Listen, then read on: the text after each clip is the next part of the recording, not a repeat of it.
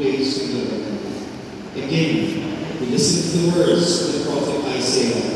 The Spirit of the Lord is upon me, because He has anointed me to preach the gospel to the poor.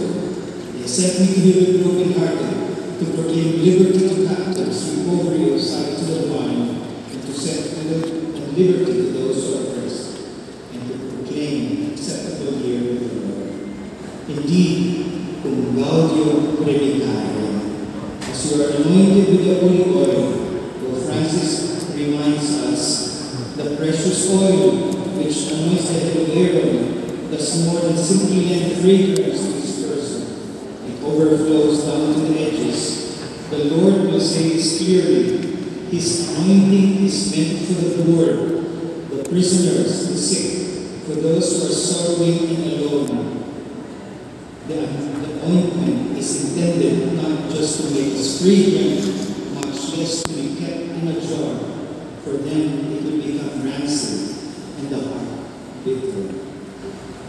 We have been told at the election of Pope Francis, the cardinals given to him reminded him to not forget the world.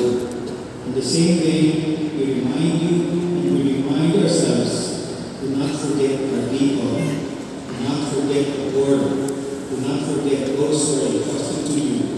It is because of them that we are called and are not being sent. When we affirm that the world, the church, needs men and women, we affirm the primacy of the people, the church, the diocese, the parish, pastores, tabula vobis. The emphasis is not only on the pastores, but on vobis, the people.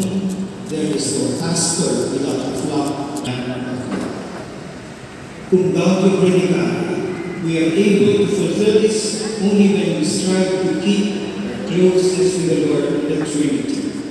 And this is strengthened when we do good and turn to God and seek Him.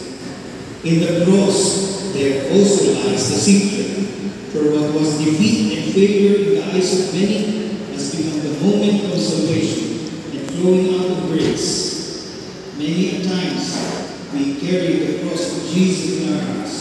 Our crucifixion is not under the bright sun, but in silence and solitude.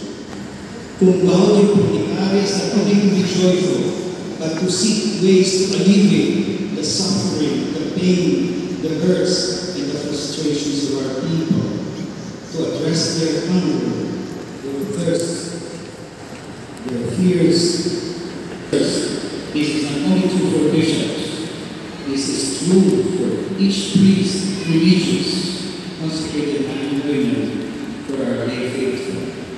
Many of you have been solving problems not really your own, but this is what it means to be human, to be a disciple of Jesus, to care for others, to care even for those who are not close to us, to care even for those who are against us. This is the example of Jesus. Cum gaudio predicare, it is to preach not only and near to us. The gospel today tells us, the greatest among you must be your servant. Whoever exalts himself will be humble, but whoever humbles himself will be exalted. Bishop, do we put your trust in the Lord, the most holy Trinity, whose love you are called to pray, and surely enough will always be there for you.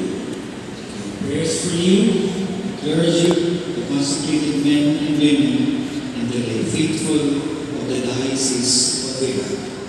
We congratulate you, we pray for you. Cum gaudio predicare.